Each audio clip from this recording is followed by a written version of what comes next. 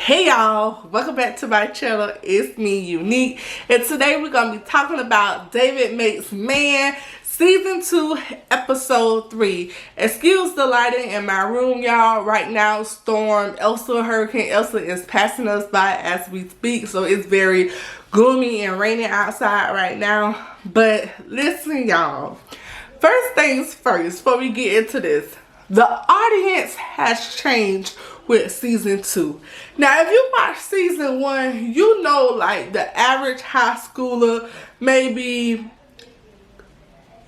freshman, sophomore, college years could really understand season 1. Like, it was very relatable, right? But season 2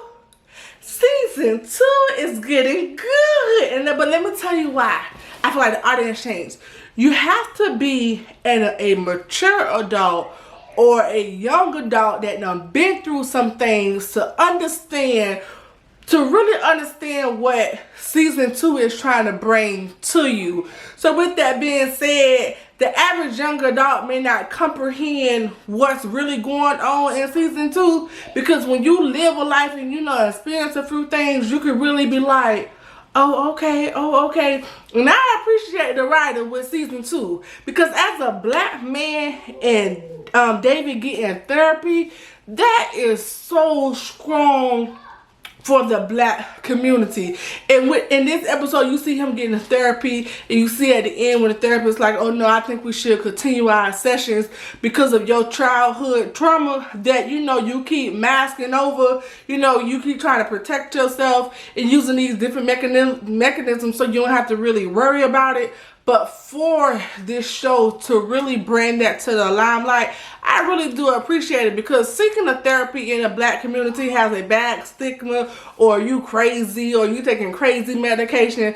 But if you're a black man, black woman, I don't even care what color, what race, what ethnicity you is, if you need to seek professional help, do so. It doesn't matter how people will judge you, because if you need help, get the help that is being provided to you. So just to see a black man seeking help to try to heal that childhood trauma, because in our community, a lot of us is affected with childhood trauma that affects our day-to-day life as adults. I really do appreciate that. Not only that, now y'all see JG done came through. He done made it through the little surgery. I'm glad he doing better. But let's talk about this side piece, right?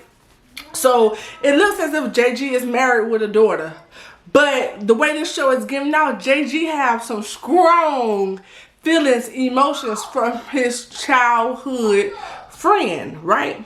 So me being me, and my prediction, will he lose his wife over this childhood friend? Because it's kind of like, what are you doing, JG? Like, you got a wife and a child now. But this is what happens when you settle.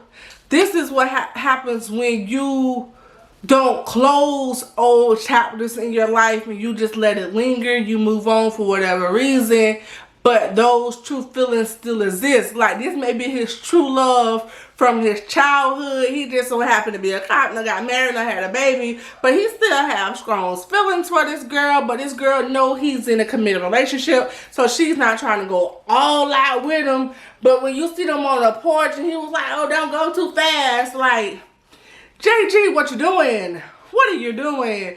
Don't, if you know, like, tell your wife you need some time, separate or something, because baby, this not acceptable. And then you got a daughter that's kind of acting out, and I feel like this show is going to be so good because it's showing the reality of, like, the black community. Like, when you try to figure out why these kids is acting out, like, you don't think your daughter know you got, like, a side piece. The tension probably between you and the mom. Don't get me wrong, like, her father did just get shot, barely made it through, but so glad you did. But it's showing, like, okay, like, what is you showing your daughter?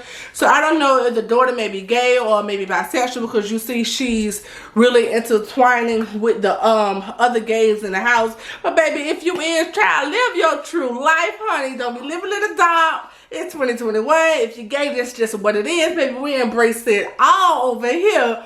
But anyways, y'all, that's just really the recap of the show. I'm just trying to see what JG and this side girl gonna do. I really hope David continue to do the therapy. I can't wait till he tell his family what's going on with this new development or whatever. So I'm excited for episode 4. It kind of like left us hanging. And that's kind of like the same thing I said in my last video.